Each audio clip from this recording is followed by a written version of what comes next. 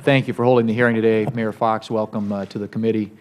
This hearing gives our committee the opportunity to perform one of the most important constitutional responsibilities provided to members of the United States Senate, the power to give advice and consent on the President's executive and judicial nominees. Today we are going to consider Mayor Anthony Foxx to be the 17th Secretary of Transportation. Established in 1967, the Department of Transportation employs approximately 53,000 full-time employees and has over $72 billion in budget authority. If confirmed, Mayor Foxx, not only will you be responsible for overseeing this important agency, but you will also be the principal advisor to the President on all matters relating to transportation. I know most of the individuals here today understand what an important position this is for our country, but every American is directly affected by our nation's transportation systems, including through personal and business travel, employment, the interstate movement of the products we grow, manufacture, and purchase, and their impact on the overall health of our economy. Specifically, over 12 million Americans are employed in the transportation labor force. That works out to just over 9% of the nation's entire non-agriculture workforce. The average American family spends roughly 17% of their total budget on transportation-related costs, and $1.6 trillion, or almost 10% of the U.S. GDP, is comprised of transportation-related goods and services. Even a rural state like my home state of South Dakota is directly impacted by the decisions made by the Secretary of Transportation. For instance, the regulations produced by the DOT have a direct impact on the ability of Daktronics, an industry leader in electronic scoreboards and display systems located in Brookings, South Dakota, to produce and sell dynamic message signs used on freeways and roadways to provide instructions, travel times, and road conditions to motorists. DOT components like the Federal Aviation Administration and the Federal Highway Administration play an important role in maintaining a robust national airspace and highway system to transport agriculture goods to market, enable tourists to visit South Dakota's many historic sites like Mount Rushmore, Crazy Horse, and the Badlands, or enjoy our world-class pheasant hunting. And regulations placed on truck safety by another DOT agency, the Federal Motor Carrier Safety Administration, impact more than 20,000 individuals in South Dakota employed by the trucking industry. The Secretary's decisions also shape the role of the Federal Railroad Administration plays in ensuring our freight rail lines are safe so that South Dakota's agricultural goods can make it to market quickly and efficiently. The position you are nominated for is certainly an important one, and to be successful, the Administration and Congress will need to work together to address the numerous transportation challenges we face ahead. Mayor Foxx, I look forward to hearing your testimony today and to learning more about you and your qualifications to be the next Secretary of Transportation. Thank you, Mr. Chairman. Thank you, Mr. Chairman.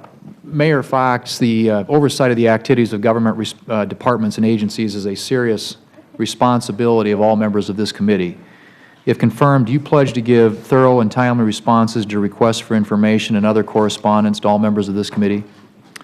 Thank you for the question, Mr. Ranking Member, and I will tell you that my goal as Transportation Secretary, if confirmed, would be to be as open and transparent as possible and to do my very best at all times to be responsive to this committee and to members of this Congress. I'd like to point out that there are several outstanding letters that I sent along with the House T&I Chairman Schuster and with Chairman Rockefeller to the FAA and DOT that remain unanswered, and they're items that, in my view, need to be fully answered before I can support your nomination being reported from the committee. And so I just wanted to make sure that in terms of the responsiveness, the Department to the members of this committee, that we would get your response and on the record in terms of your intentions in that regard. Yes, sir. Let me ask you, there was the big issue that came up here in the last few months and the way that the Department and the Federal Aviation Administration handled spending reductions as a result of the Budget Control Act. The DOT and the FAA had over a year to plan for implementation of reductions, but the poor planning resulted in disruptions in FAA staffing and delays for passengers across the country. The Budget Control Act is the law of the land, and unless a grand bargain comes together, I think many of us agree that agency leaders should be prepared to plan for the contingencies of budget caps in the Budget Control Act. And so my question is, what experiences have equipped you to plan toward delivering safe and efficient air traffic control services within the current budgetary realities?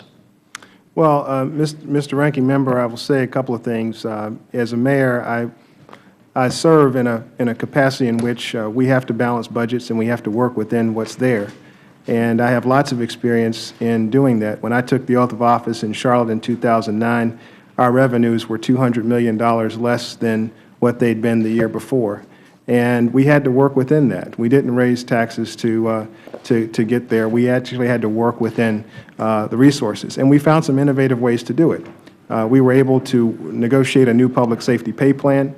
We were able to reduce the range of pickups and recycling projects, and we outsourced our recycling, which allowed us to increase recycling 30% and save $40 million over a 10-year period. So I have experience at working within the means to get there. On a broader point that you raise, I hope that this Congress, and I will be a partner in trying to help get us there, can achieve a broader answer to our budget challenges as a country in a balanced way. The President's put some ideas on the table. I know there's some ideas around Congress, and I think that's an important conversation that needs to be had.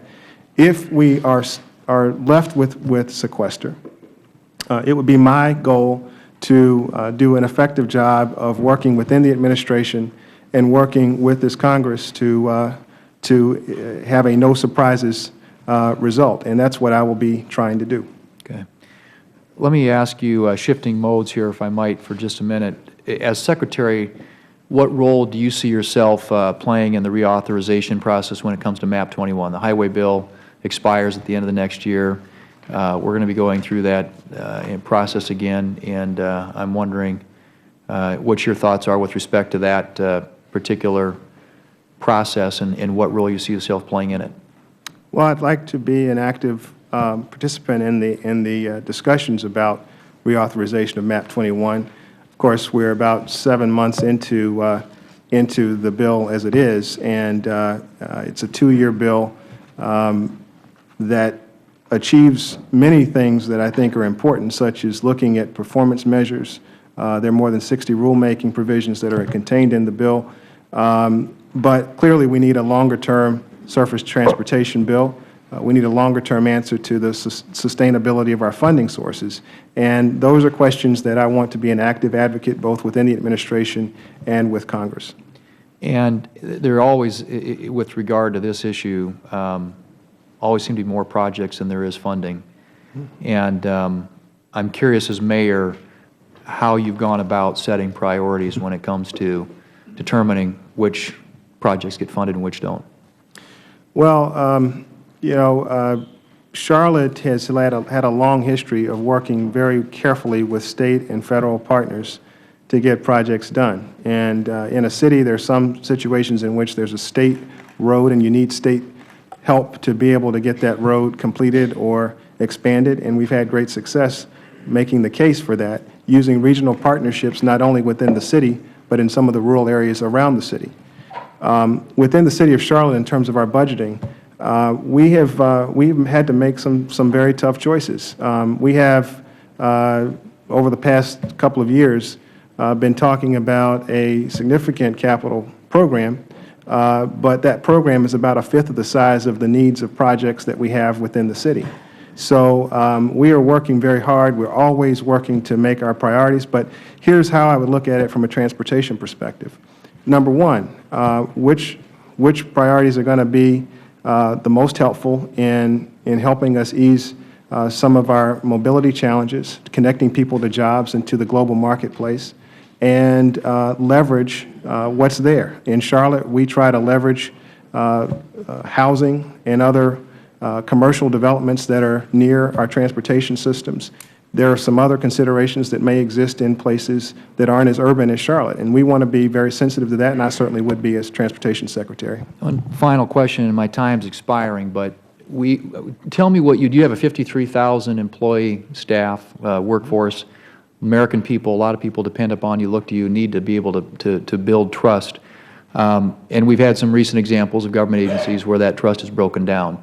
Give me just a little bit of your thoughts about how you'd build that kind of trust and credibility, not only with the people that would be under you, but also with the American people who will be looking to you for leadership. Well, I think one of the most important things is to be present. One of the things that I've learned as mayor is that you can't stay in the bubble of your office. You have to go out and you have to see what's happening on the ground. You have to talk to people, both within the department and out in communities where projects are happening. That's how you learn. That's how you build the connection. That's how you build the trust. And with each member of this committee, I've had some wonderful interactions with all of you, and I happen to feel that there is real agreement on this committee that infrastructure is an important goal for this country, and I look forward to working with you to advance the interests of infrastructure. Time's expired. Thank you, Mr. Chairman. Thank you. Well, Mr. Chairman, if I just add to what you have said, and I do have another question or two, but actually I can put those on the record, so I know you're going to be responding to some questions on the record. But I think the one thing that I would, just observation I would make with regard to where we are, and the one thing we can't do, and this is why I asked the question about the next highway bill and what you saw your role as being, we cannot continue to borrow from the general fund to fund highways. We either have to decide that we're going to pay for it and figure out how we're going to do it, or we're going to have a lot smaller appetite when it comes to infrastructure. The one outcome that's not acceptable to me is to continue to borrow and to transfer from the general fund and basically put that on the backs of our children and grandchildren. And my frustration has been is that when the DOT secretaries come in front of the committee and we've asked for specific suggestions about how to do that, you know, we usually get the answer, we'll work with you with Congress, and we understand that, and we've got to play a role in that too. But I also hope that you will lead, the President will lead, and come up and put specific ideas on the table about how to solve these problems. Infrastructure is important. It's important to our country. It's important to our competitiveness. It's important to our economy. And the best way to deal with debt and deficits is to get a growing, expanding economy. And so everything we ought to have a focus on what will this do to grow the economy, to create jobs, and to improve the take-home pay of middle-class Americans. And I think a robust, strong infrastructure that supports that economy is critical and vital to that. But it's got to be paid for. And so I hope that you will get your pencils out and find as many savings as you can within the department's budget and look at doing things more efficiently. But then when it comes to putting proposals forward with regard, for example, to the next highway bill, to be specific and come at us with your ideas, and we'll try and work with you. So thank you, Mr. Chairman. And I do have a question, if I might. I want to get you on the record on this because I mentioned in our meeting that Senator McCaskill and I were successful last year in enacting the European Trading Scheme Prohibition Act. And based on our discussion, I think you're familiar with the issue, and I just want to know if you're prepared to exercise your authority granted in the law to protect U.S. aviation users from the ill effects of the EU ETS if that's necessary. Absolutely. And he feels very strongly about that. Yes. And I agree with him. Okay. And do you believe that is the ICAO is the place which operates through international consensus is the proper venue and manner to address international aviation emissions reductions? I do. Good. And we'll look forward to, we may be facing that issue here again in the not-too-distant future. So we'll look forward to working with you on that. Thank you, Mr. Chairman, and thank you, Mayor. It's an honor to have you in front of us, and we wish you well. Thank you, Senator. Thank you, Senator Thune.